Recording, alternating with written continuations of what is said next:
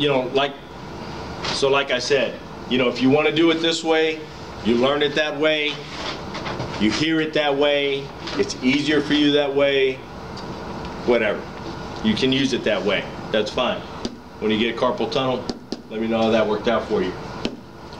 Smarter, not harder. All right? Let the software do the work for you. Okay? Any questions on that?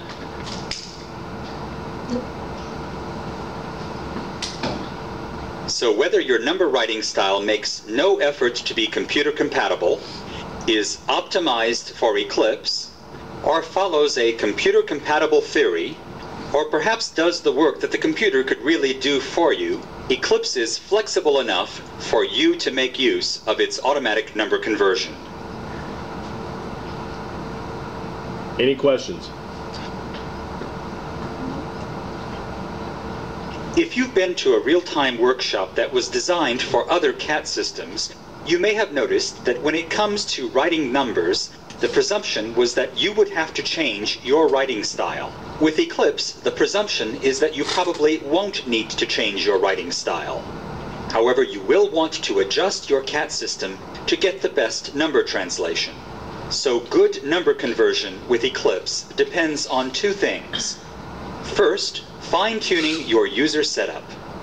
By this, I mean going to the Numbers section of your user settings and indicating how you write numbers and how you want them transcribed. Fortunately, this is one of those set it and forget it dialogues. You won't have to return to this section of your user settings very often, if at all. Secondly, you'll want to fine-tune your dictionary.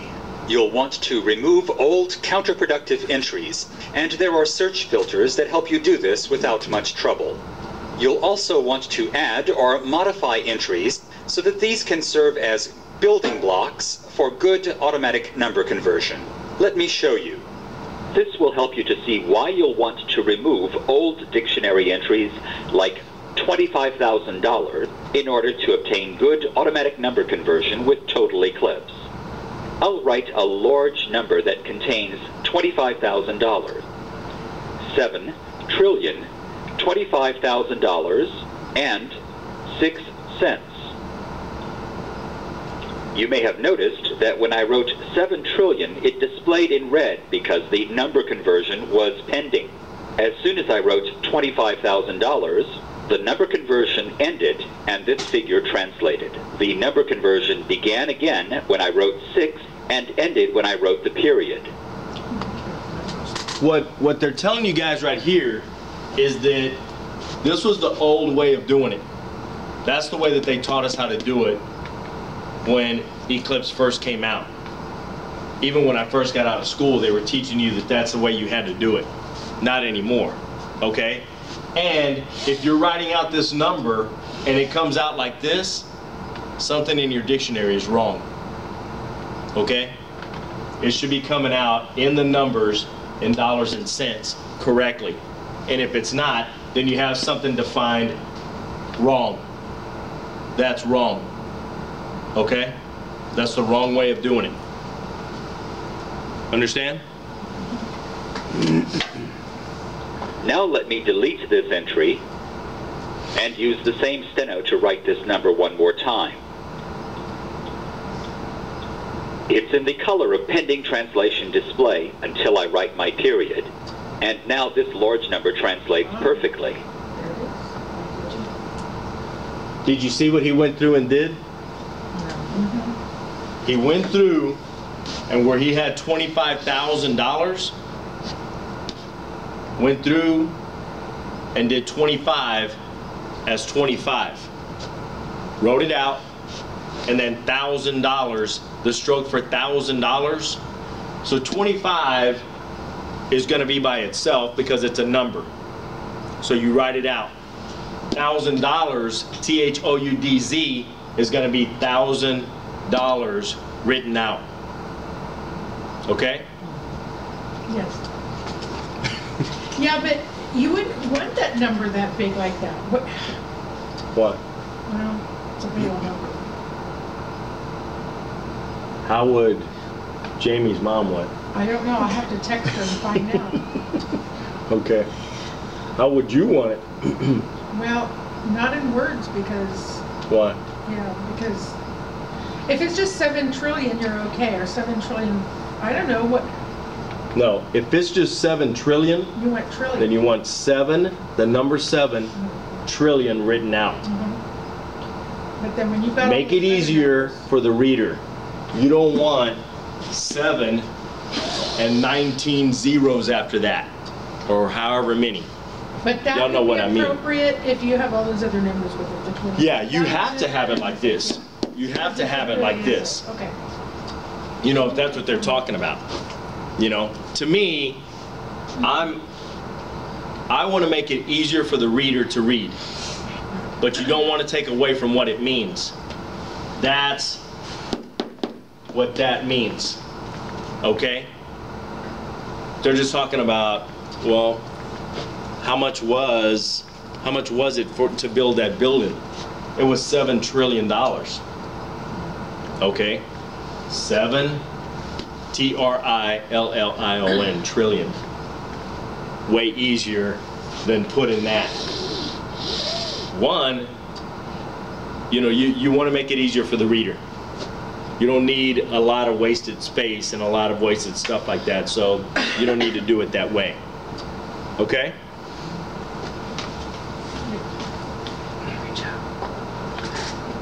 In fact, Eclipse does not need a large number of dictionary entries to serve as building blocks for good number translation. Your dictionary should contain entries for 100, 1,000, million, billion, and trillion, and each of these should be defined as words, not zeros with commas.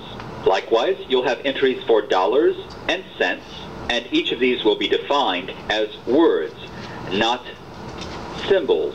And the same would apply to any other currencies for the country in which you happen to be working. There's no need for multi-stroke entries for things like $100, as long as you have building block entries for $100 and the like. However, if you have a You understand what it's saying there? You don't need to define both of those words together. Now, if you write it as one stroke, then you need to define it together. But if you use it as 2 different strokes, define it as 2 different strokes. Okay? stroke steno method for writing $100, then that should be in your dictionary, defined in words rather than a dollar symbol with zeros. You would do the same thing for other one-stroke methods of writing things like $1,000, $1 million, $1 billion, $1 trillion. What about written numbers? You probably use word strokes for numbers like 1 through 10. And if you don't use the number bar at all, then you will create 99 entries defined as 1 through 99, each one defined as words, not digits. Your dictionary does not need to contain entries for... You understand what it was telling you there? Yes. Look. No? Okay. That's a little bit confusing. What about written numbers? You probably use word strokes for numbers like 1 through 10. And if you don't use the number bar at all, then you will create 99 entries defined as 1 through 99. Do you understand what it's saying? It's ridiculous. If you write out all of your numbers and don't use the number bar, then you're going to have 99 different entries. Okay? That's the way, that's how you're going to define it. Do you use the number bar at all? Yeah. Okay. Then you're going to have 99 entries from 1 to 99. Okay? Which, you know, it's not that bad or whatever, because once you have it in there, then you're set. You're going to be good. It's just taking the time to do it the one time. And just, you know, one day that you have, just do 1, 2, 3, 4, all the way to 99. Make sure that you stroke it correctly. Even if you don't, you know, and it's pretty close, it's not going to conflict with something else, still put it in your dictionary. Okay? Each one defined as words, not digits. Your dictionary does not need to contain entries for things that you write with the number bar and no extra letters. You could delete such things, but they're harmless. However, if you use the number bar along with an extra letter for things like 1E to mean 11 or 12E meaning 21, then entries like these do need to be defined in your dictionary. With these building blocks in place... You understand what it was telling you there?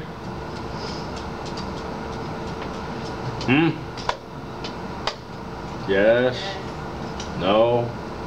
If you use the number and then the words afterward, it's going to give you the number money. But if you use the word $100,000, it's going to say the word out. If you write the word one, it's going to give you all words. That's what it's looking like to me.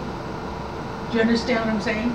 If you write the word one, W-U-N, and then you put $1,000, it's going to give you it all in words.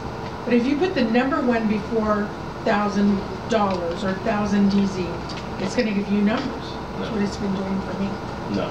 Then your user settings are incorrect. Because it should know that when you're talking about dollars, that it needs to convert it. You won't have dollars defined as money. Okay? Now, if you want to,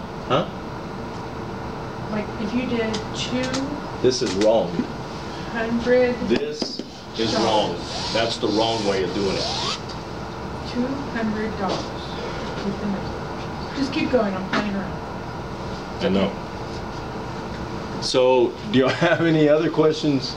Any real questions? Hey! I'm just kidding. Yes, see. I mean, don't get your feelings hurt. I'm just kind of making light of stuff or whatever.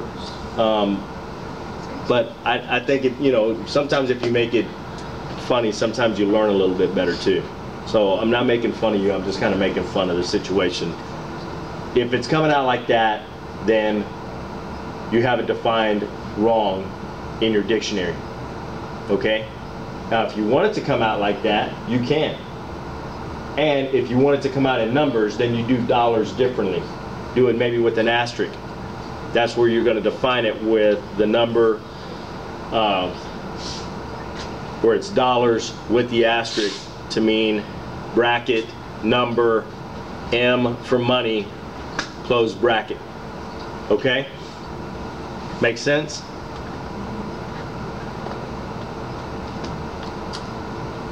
Does not need to contain entries for things that you write with the number bar and no extra letters. You could delete such things, but they're harmless. However, if you use the number bar along with an extra letter for things like 1E to mean 11 or 12E meaning 21, then entries like these do need to be defined in your dictionary. With these building blocks in place, you would actually remove items like $100, $1,000, because as we saw earlier in the example of $25,000, these entries are not helpful. It's because they don't describe a number. Instead, they're just characters that are only useful if you're writing one specific number, and thus they do not function as building blocks to help Eclipse understand a great variety of other numbers that you might be trying to write. Did that answer your question? I just know what my computer is doing, like my system's doing, and it's good for me. It's working for me, what it's doing. Okay. Yeah. How are you going to change it to numbers? To dollars? Well, that's the thing. If I say I want $300 and I want it in the numbers, 300 with the dollar sign, I put the number bar 3 and then $100,000. And it comes out in numbers. But if I wanted to all say it in all words, I write the word 3, $100,000. Why would you ever want it in letters? Why would you ever want it in I don't words? know, sir, but at least I know it's going to do that. That's true. If you want to put that many entries into your dictionary, No. take her class. No. If you don't, take my class. No, I mean, I don't know why you would ever want it in words, but if you do it that way. Why But if they're would talking you about add money, words? huh? Oh, $300 and it's 300 and then DOLLARS. no, it's Is that what you're HUNDZ. saying?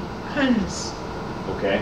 HUNDZ. The number 3 and then HUNDZ. HUNDZ. Okay. Comes out to the number Okay. $300. But if I put the word 3 and then I say HUNDZ, it's going to come out $300 all in words. See, there's a difference. I'm using the number bar for that. Yeah. So it's pretty quick. It is. Yeah. So it's Still not quite sure why you would need that, but if you want to do it that way, That's important. do it that way. All right? So, I mean, you know, I guess if you want to do it that way, you can. Because that's what you hear. Yeah. $300. But it should be $300. Well, that's what it's doing. It brings that dollar sign over. It puts it in. Yeah, but what I'm saying is, I don't know why you would ever need it in words. I don't Versus know it why. converting to Money. money. Yeah. But, oh, I don't know. I don't know. either. Maybe, Because it would be easier for whoever's reading it to maybe read they'd be able to the read. money versus the word. It's always going to be easier in the money, unless you're talking about A big million, one. 7 billion. billion, trillion, Right. whatever. Okay, Okay. so I'm gonna try that. $3 trillion. Remove these old entries because building block entries such as the ones we've described here are much more versatile and much more powerful. Got it? Hmm? What do you have a question about? Nothing. Just. I'll let you know. All right. Before we begin to clean up your dictionary to remove old unnecessary number entries, let's make sure that we create a dictionary and user settings backup. In fact, this should be a part of your producing every job. Don't consider any job complete until you've made a backup of your dictionary and user settings. Too many reporters forget to do this and only think about it when their computer crashes. Then they discover that their last backup is from long ago. The process is really quite simple. You'll go to the Tools menu and select Backup. And then you can back up to either an external disk or a folder on your hard drive. Let's see this in action. I'll go to the Tools menu to select Backup. The main dictionary and user settings appear highlighted on this dialog, which should indicate how important they are. Next, I'll select the user settings that I want to back up. If you do not select anything at this screen, then you're not backing up user settings. You can either use the mouse or press the space bar with the arrow key to move up and down and tag files or untag them. Next, where do I want to store the backups? I can store them on a floppy disk, in a backup directory on the hard drive, in an auxiliary directory, for instance a flash drive, or browse to any folder that I have access to. I'll select the auxiliary directory that I've indicated in my user settings. This is the flash drive that I use over and over again. If a file already exists, you'll be asked whether you want to overwrite it or not. And now the backup is complete. The Tools menu is also where you will find Restore. Y'all understand what it was talking about there? Y'all know how to do that? Can you do that one more time? Yeah. Because I'm not quite sure what an auxiliary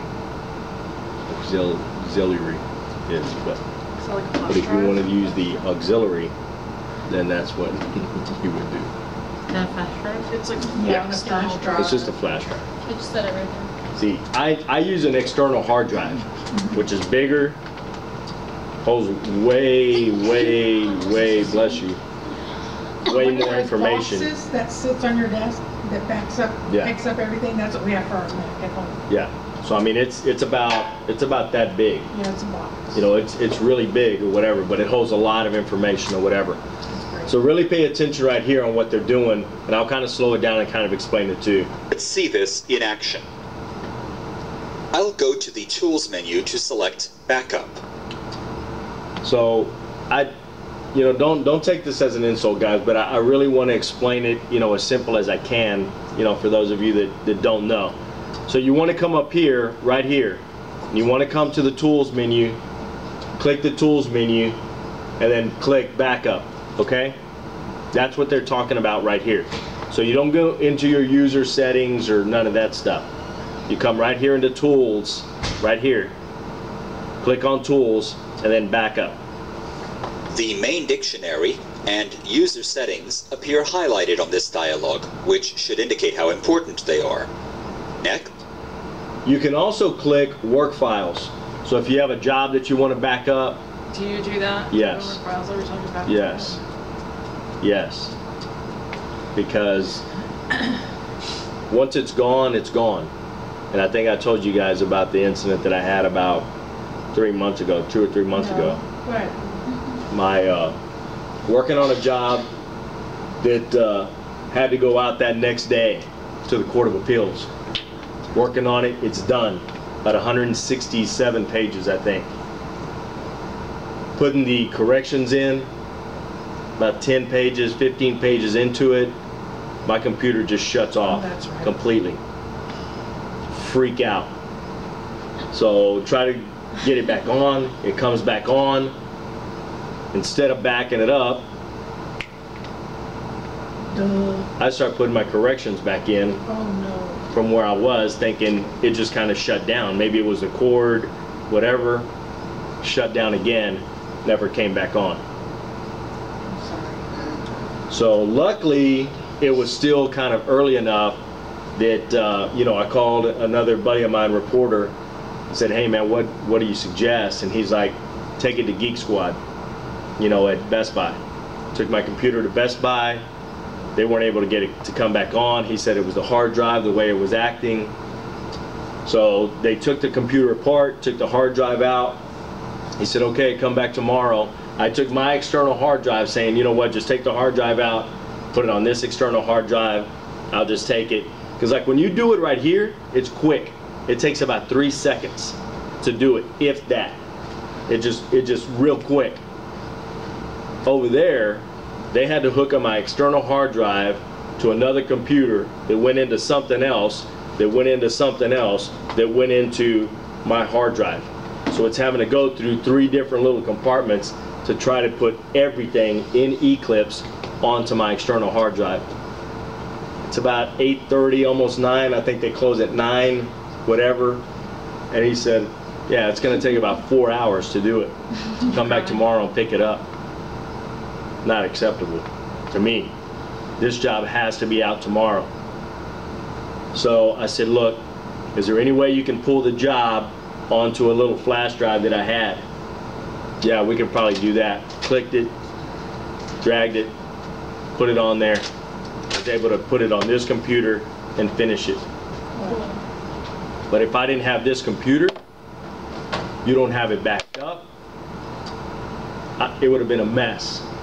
A mess to have to go through, redo all of your software onto a totally different computer, have them switch everything from that computer onto the new computer, and then try to finish that job.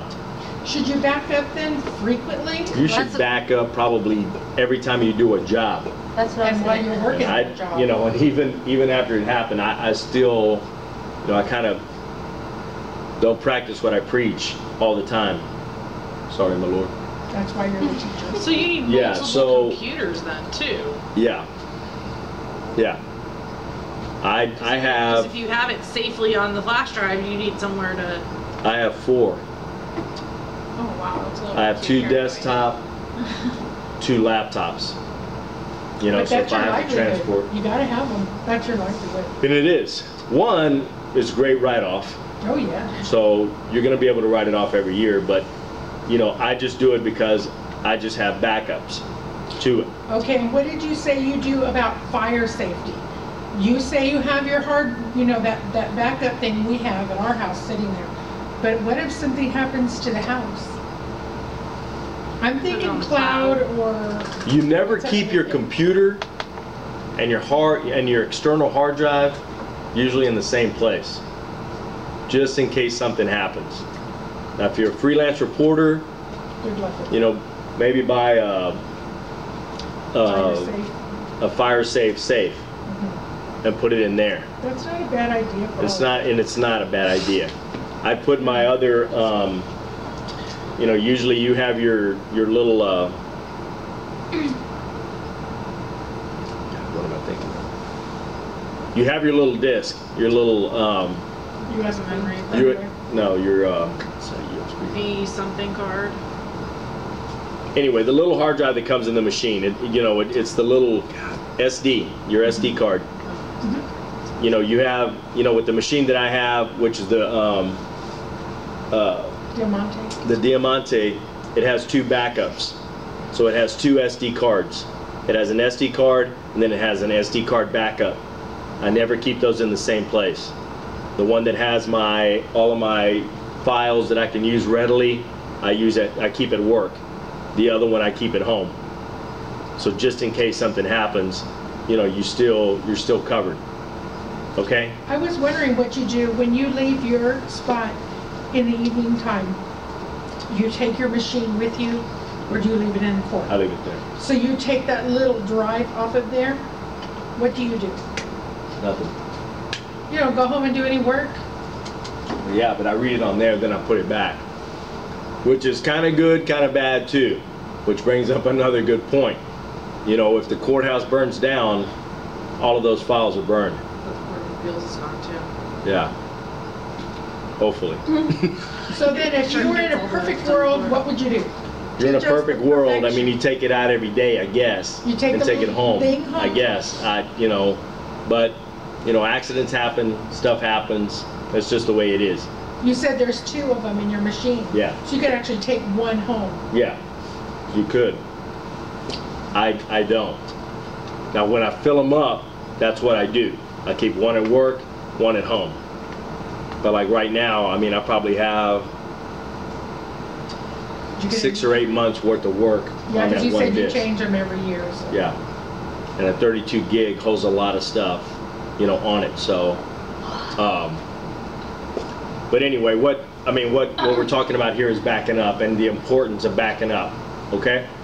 So you back up every day, or? Now I probably do it about once a week. So that's what you Yeah, recommend you probably we do? should do it every time you do a job. Okay. Every time you complete a job, you should back that job up. Okay? I'll select the user settings that I want to back up. If you do not select anything at this screen, then you're not backing up